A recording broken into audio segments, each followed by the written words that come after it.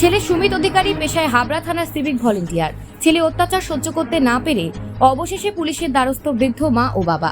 হাবড়া থানার শ্রীনগর এলাকায় তাদের বাড়ি। দীর্ঘদিন ধরে ছেলে ও বৌমা মা বাবার উপর অত্যাচার চালিয়ে যাচ্ছে।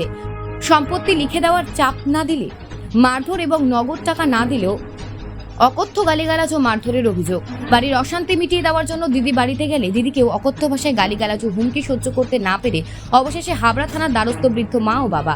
এর আগে দিদি হাবড়া থানায় লিখিত অভিযোগ করলেও পুলিশ কোনো রকম ব্যবস্থা করেনি, এমনটাই অভিযোগ দিলেন। পাশাপাশি সিভিক ভলেন্টিয়ারের মা আমাদের ক্যামেরার সামনে জানায় যে ছেলে পুলিশের নাম করে হুমকি দেয়, তার নামে কোথাও অভিযোগ করলে কোনো কাজ হবে না, যেখানে খুশি অভিযোগ জানানোর কথা বলে।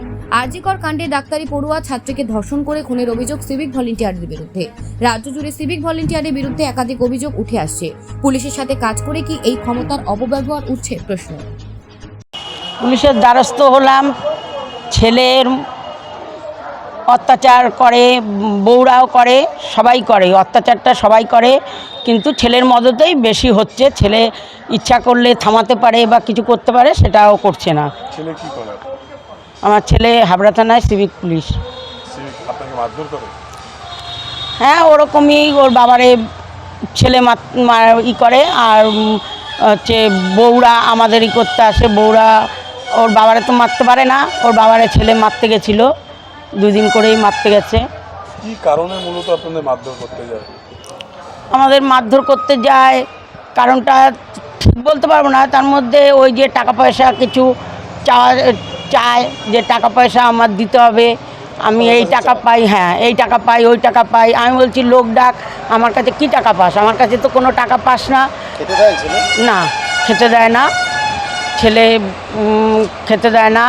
আর বউ ওরকম অত্যাচার করে। বউও বলে গরম ভাতের হাঁড়ি ছুঁড়ে মারবো। ভাতের হাঁড়ি নিয়েও একদিন এসছে, গরম ভাতের হাঁড়ি যে ছুঁড়ে মারবো। দেখায় ছেলে আপনাকে? ছেলে কিসের ভয় দেখায়? পুলিশের ভয়?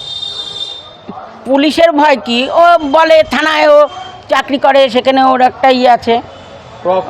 দেখায়? হ্যাঁ, যে ও বলে যে থানায় করলে আমি অনেক কিছু করতে পারি, কত দৌড়াদৌড়ি করবে, করুক, এসব ভয় দেখায়।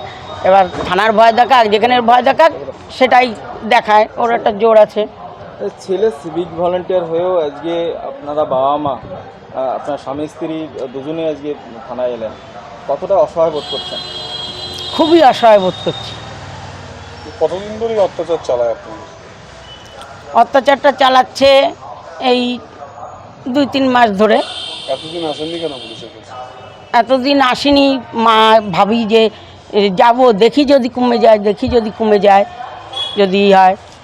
তার মধ্যে আমার মেয়ে যদি বাড়ি যায়, বা আমাদের বাড়ি বা মেয়ের বাড়ি, যে ও মারামারি করে মেয়ের বলেছে যে আমাদের শোনায় যে যদি বাড়ি আসে তাহলে ঠ্যাং ধরে চিড়ে ফেলাবো, এ করব, গণ্ডগোলটা তা নিয়েও বাড়াবাড়ি হয় আমাদের সামনে। ঠ্যাং ধরে আমার মেয়ের, মানে নিজের দিদির? হ্যাঁ, নিজের দিদির।